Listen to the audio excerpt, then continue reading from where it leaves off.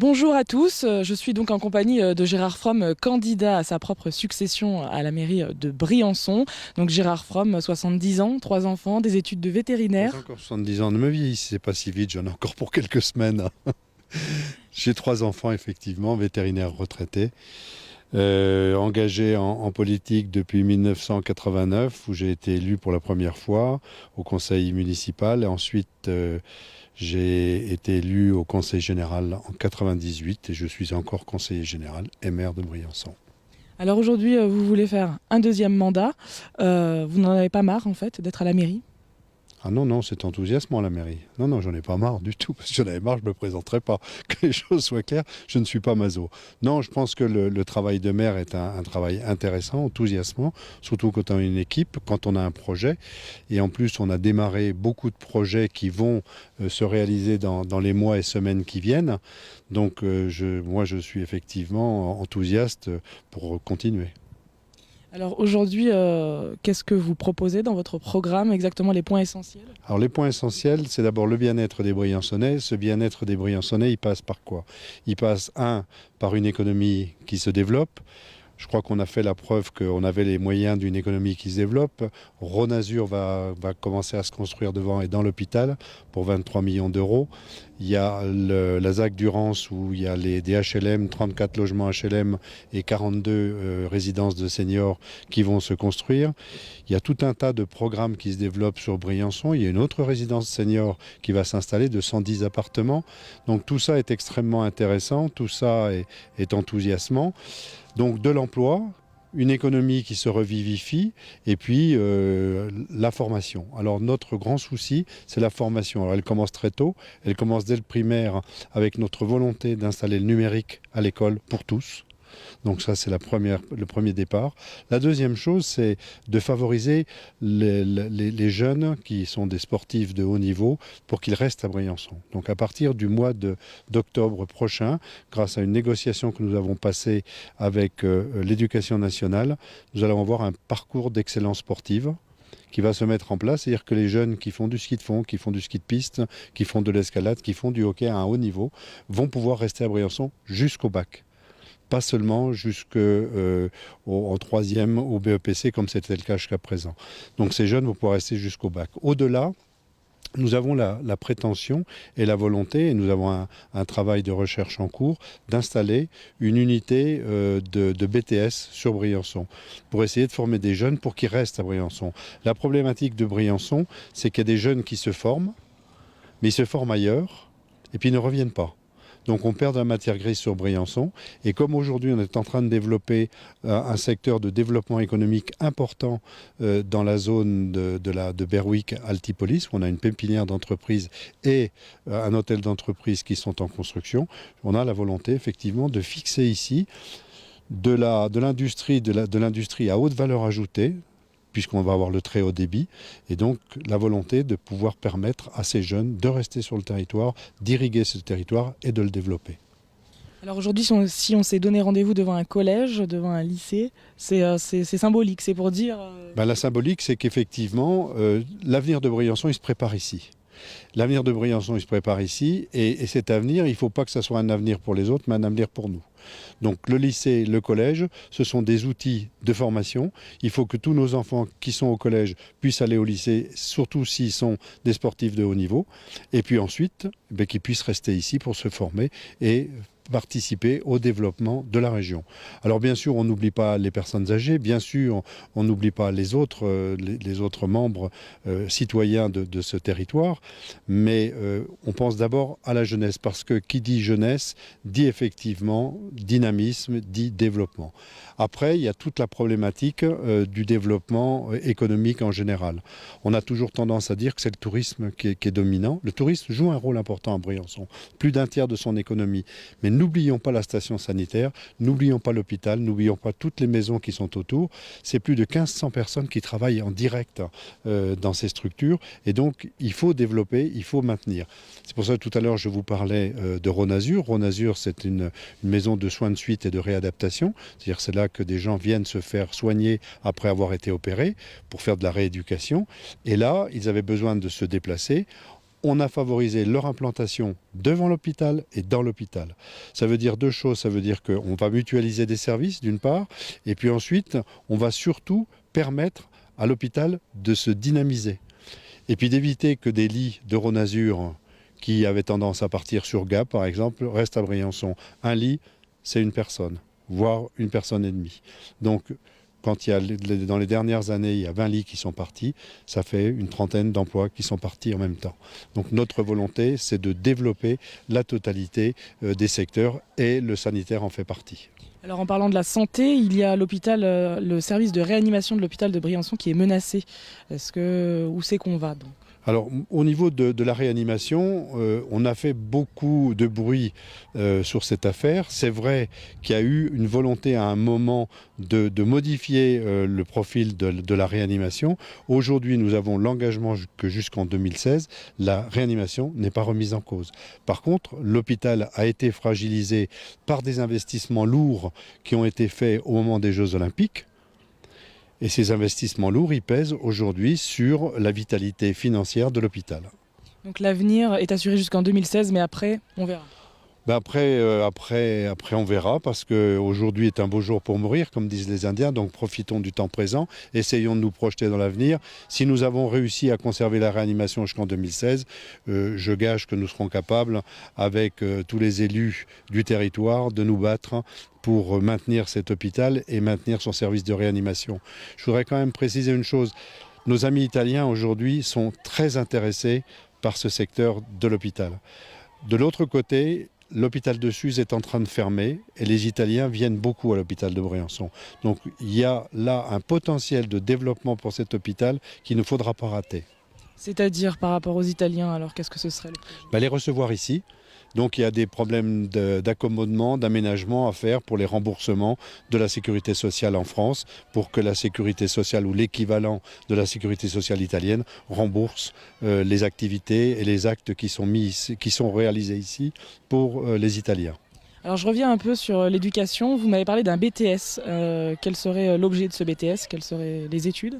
Moi personnellement, j'aimerais qu'on puisse développer dans le cadre, je vous disais tout à l'heure, du très haut débit, donc du numérique, d'une manière générale, puisque c'est un secteur en pleine expansion. Et c'est un secteur qui ici peut se développer facilement, parce que justement avec le très haut débit, on peut être en liaison avec le monde entier très facilement. Donc c'est ce BTS que j'encourage et qu'on est en train d'étudier dans le cadre d'un projet que nous appelons Universalis. Ce projet, c'est effectivement d'essayer de mettre en place une formation pour développer ce secteur d'activité. Alors nous avons parlé de l'éducation, de la santé, donc des jeunes, et il y a aussi un sujet qui vous tient à cœur, c'est les seniors. Vous investissez beaucoup pour le bien-être des seniors ? Alors, nous investissons beaucoup pour les seniors. Pour la bonne raison, c'est que je vous ai parlé des 2 résidences seniors que nous sommes en train de réaliser. Une qui est réalisée dans des bâtiments qui appartiennent à l'OPH 05, l'autre qui sera une structure privée de 110 appartements. Les seniors, c'est une richesse pour Briançon, parce que nous avons beaucoup de retraités qui viennent à Briançon. Et d'ailleurs, on parlait de l'hôpital il y a quelques instants, la qualité même de l'hôpital fera qu'il y a des seniors qui viendront à Briançon. Si notre hôpital baissait dans ses capacités, dans sa réalisation, il y a un certain nombre de gens qui ne viendraient plus. Donc tout est lié à Briançon. Et donc aujourd'hui, nous avons des seniors qui viennent au moment de la retraite à Briançon, et je pense que c'est un secteur qu'il faut que nous développions. Nous avons la chance d'être sur un territoire qui est exceptionnel. Vous voyez autour de nous, on a une géographie exceptionnelle, on a un climat exceptionnel, on a la chance d'avoir une géologie caractéristique, on a la chance d'avoir des sites fortifiés qui sont eux aussi exceptionnels. Donc tous ces éléments-là sont des facteurs d'attractivité. On a le parc national des Écrins d'un côté, la vallée classée de la Clarée de l'autre côté, la vallée des Fonds. Tout ça, ce sont des outils, ce sont des moyens de développement pour notre territoire et tout particulièrement pour les seniors. Alors les seniors un peu plus âgés, nous avons développé au niveau du CCAS la possibilité pour eux de rester le plus longtemps possible à domicile, avec des aides à domicile, aussi bien pour les soins que pour les aides classiques ménagères. Alors la beauté des paysages, l'environnement nous amène à parler du tourisme. Alors le tourisme, en ayant baroudé un peu dans les rues de Briançon, il y a beaucoup de commerçants qui disent que les touristes ne s'arrêtent pas, ils vont directement à Serre-Chevalier pour aller faire du ski, parce que Briançon, le centre-ville, n'est pas attractif. Qu'est-ce qu'on pourrait faire pour le rendre plus attractif ? Alors, je crois qu'il faut qu'on soit très clair là-dessus. Aujourd'hui, les touristes qui viennent à Briançon, il faut savoir qu'aujourd'hui, Briançon fait partie de Serre-Chevalier. Briançon est partie intégrante de Serre-Chevalier. Donc il n'y a pas de problème de ce côté-là. Nous sommes aujourd'hui d'ailleurs à peu près en termes de nombre de passages de skieurs au même niveau que Monetier. Donc on ne peut pas dire que les gens vont ailleurs. Donc on a une progression importante des touristes à Briançon. Alors après, comment les retenir ? Je pense qu'on les retient dans la mesure où on a une qualité d'accueil, une qualité de prestation et une qualité d'offre. On a permis l'installation il y a 1 an et demi maintenant d'une boîte de nuit, parce qu'avant les jeunes partaient sur les Deux Alpes, partaient sur Sestrières, sur Embrun. Aujourd'hui, ils restent à Briançon. Donc ça, c'est un premier point. Donc déjà une activité de noctambule qui existe et qui est nécessaire en station. Et puis nous avons tout le caractère culturel de Briançon. Nous organisons en permanence des visites, par exemple, en raquettes des forts, au moment de l'hiver. Il y a le patrimoine, d'une manière générale, qui est ouvert à tous, avec une équipe au service du patrimoine qui est exceptionnelle. Donc je pense qu'au niveau du tourisme, on fait beaucoup de choses. Alors, il y a toujours des gens qui se plaignent. Le problème de Briançon, c'est qu'il n'y a pas réellement de centre-ville. Il y a la vieille ville en haut et la ville nouvelle en bas. Il faut savoir que notre projet principal pour l'avenir, et on n'en a pas encore parlé, c'est le cœur de ville qui consiste demain à occuper les friches de Colo et de Berwick et d'y réaliser un véritable centre-ville avec un parc paysager, avec de l'habitation autour, avec le pôle économique dont on a parlé tout à l'heure, Altipolis, la Pépinière et l'hôtel d'entreprise, avec un pôle sportif où il y a déjà un skatepark, où il y aura demain un gymnase construit par la région et le département, et puis d'autres éléments, une médiathèque qui est en voie de réalisation, enfin au niveau de sa conception.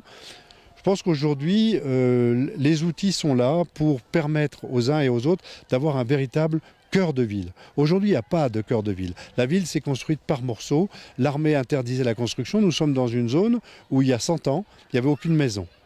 Parce que c'était interdit, parce que sous les remparts, il fallait pouvoir tirer à vue sur l'assaillant éventuel.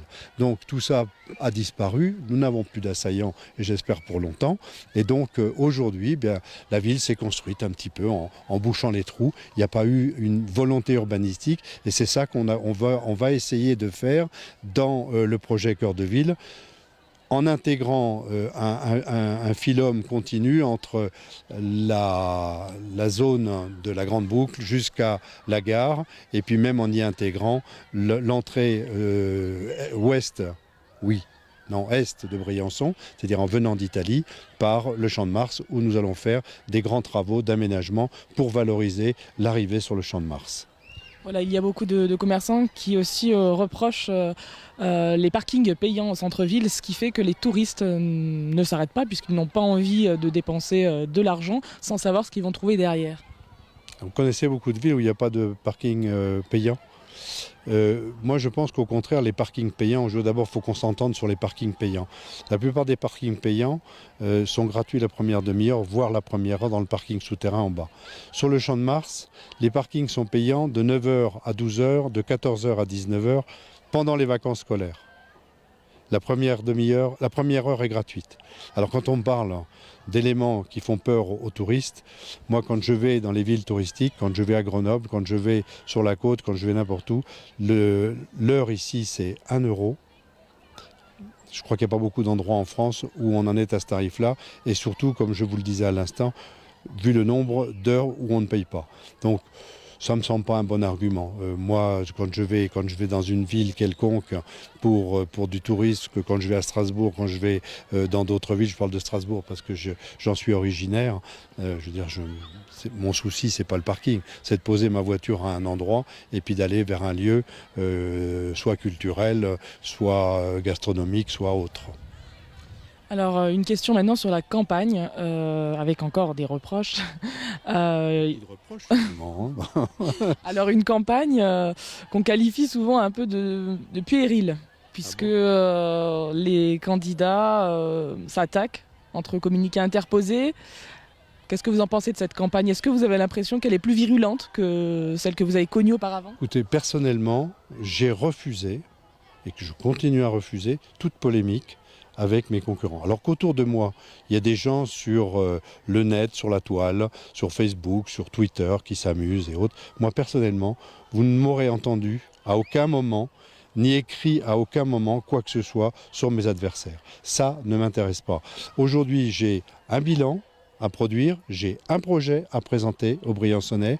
J'ai fait, à mon avis, la démonstration de la qualité de la gestion qu'on m'avait confiée il y a 4 ans et demi. Après ça, les Briançonnais jugeront.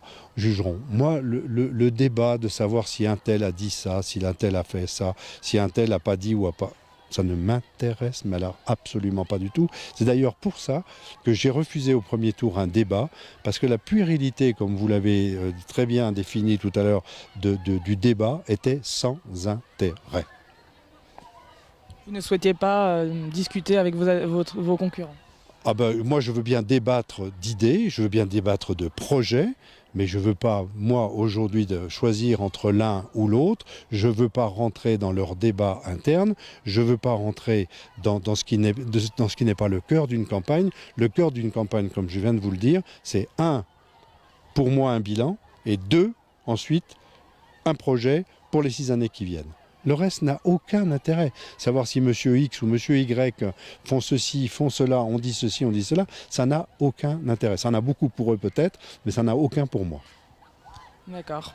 Alors je vais vous laisser, si vous voulez, encore 2-3 minutes, si vous avez encore envie de rajouter des choses sur votre programme. Peut-être on n'a pas parlé de votre liste, qui est composée de plusieurs partis, de personnes qui viennent de plusieurs horizons. Est-ce qu'on peut en dire un peu plus là-dessus? Oui, ben, la richesse de mon équipe, et qui est dans la continuité de ce qu'elle a été jusqu'à présent, c'est effectivement qu'elle rassemble l'ensemble des forces dites de progrès, d'humanisme. C'est-à-dire qu'il y a des gens du PRG, il y a des gens du PS, il y a des gens du PC, du Front de gauche et d'Europe Écologie Les Verts. Tous ces gens-là, puis des gens qui ne sont pas encartés. Et tous ces gens-là ont été capables, pendant les 4 ans et demi qui viennent de se passer, de travailler ensemble, de développer une dynamique et quelquefois d'aller plus loin que certains n'auraient été, parce que justement il y avait cette multiplicité de visions, cette possibilité d'envisager les choses différemment. Je pense qu'on s'est enrichis les uns les autres pendant 4 ans et demi, et c'est pour ça d'ailleurs qu'on repart quasiment dans la même configuration.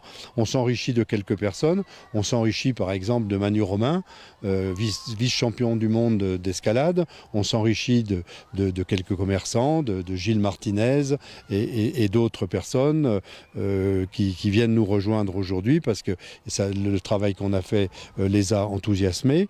Mais aujourd'hui, moi, ce que je tiens à dire aux Briançonnais, c'est qu'ils ont eu la chance d'avoir une équipe de qualité qui s'est occupée d'eux, qui a eu le souci de leur bien-être, même si apparemment, quelquefois, on pense que les choses ne sont pas faites comme elles auraient dû se faire. Les moyens de Briançon sont limités. Nous avons fait beaucoup pour Briançon. Notre bilan sur 20 pages en témoigne. Je demande à chaque Briançonnais d'avoir l'honnêteté de regarder clairement les choses, de voir d'où nous sommes partis, voir où nous sommes arrivés, que ce soit sur le plan financier, on n'en a pas parlé. Les impôts n'ont pas augmenté, ils n'augmenteront pas. Le taux des impôts n'augmentera pas. Et ce que je voudrais dire aussi, c'est que nous avons baissé la dette, nous avons remboursé les additions que nos prédécesseurs nous avaient laissées, et qu'aujourd'hui, nous avons des finances extrêmement saines et que la Chambre régionale des comptes a qualifié de sincères. Merci Gérard Fromm d'avoir répondu à notre invitation, puis de nous avoir invités ici à Briançon, dans cette belle ville des Hautes-Alpes. Merci à tous.